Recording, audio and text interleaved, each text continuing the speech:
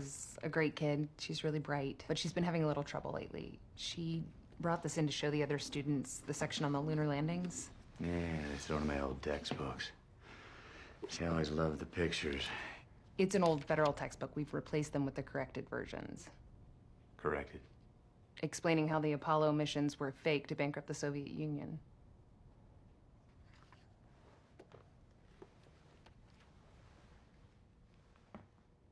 You don't believe we went to the moon? I believe it was a brilliant piece of propaganda that the Soviets bankrupted themselves, pouring resources into rockets and other useless machines. Useless machines. And if we don't want a repeat of the excess and wastefulness of the 20th century, then we need to teach our kids about this planet, not tales of leaving it. You know, one of those useless machines they used to make was called an MRI. And if we had any of those left, the doctors would have been able to find the cyst in my wife's brain before she died instead of afterwards. And then she'd have been the one sitting there listening to this instead of me, which would have been a good thing because she was always the calmer one. I'm sorry about your wife, Mr. Cooper. But Murph got into a fistfight with several of her classmates over this Apollo nonsense. So we thought it would be best to bring you in and see what ideas you might have for dealing with her behavior on the home front. Your meeting at the school didn't go so well. You heard? It's like we've forgotten who we are, Tom. Explorers, pioneers, not caretakers. When I was a kid, it felt like they made something new every day. Some gadget or idea, like every day was Christmas. But 6 billion people, just try to imagine that. And every last one of them trying to have it all. This world isn't so bad.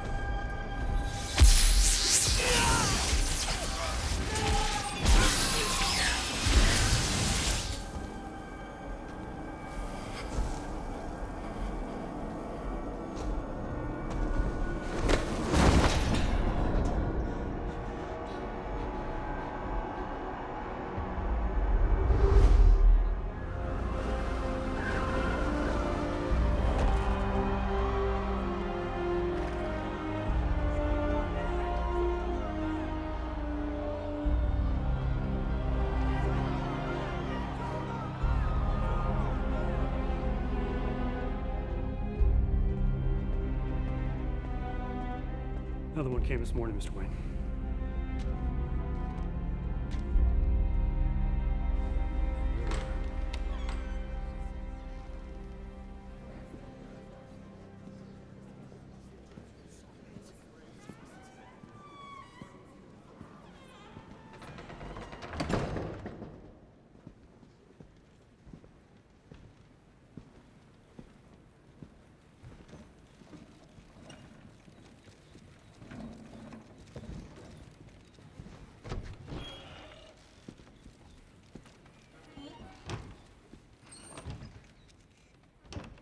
Let me say at the outset that I'm grateful to our witness for coming before us today.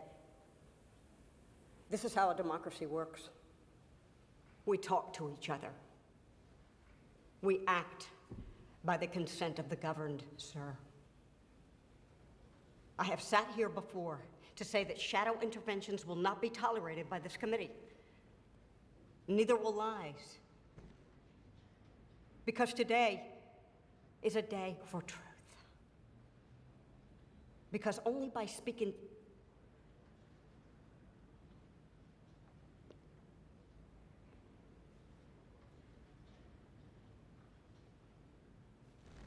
only by working together, can we...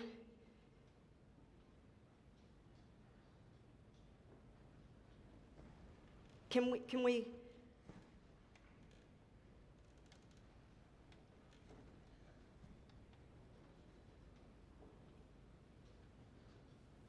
Can we create a free and a...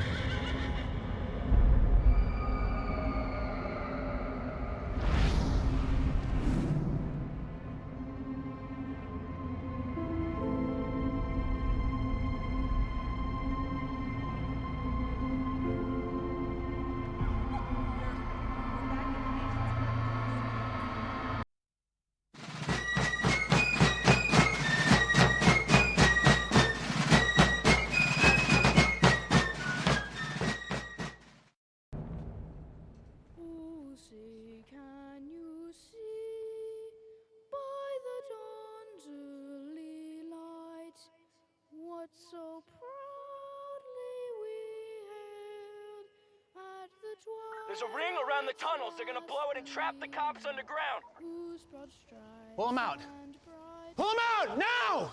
through the perilous fight, o'er the ramparts we watched were so gallantly streaming, and the rockets' red glare, the bombs bursting in air, gave proof That's a lovely, lovely voice. that our flag was still there.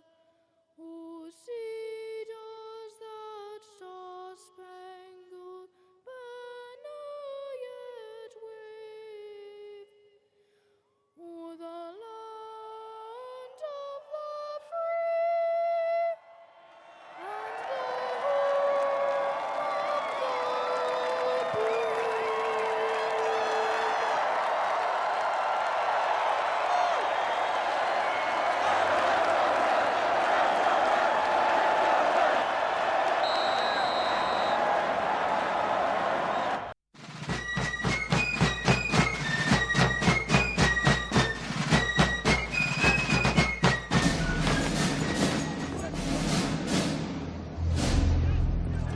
Morning.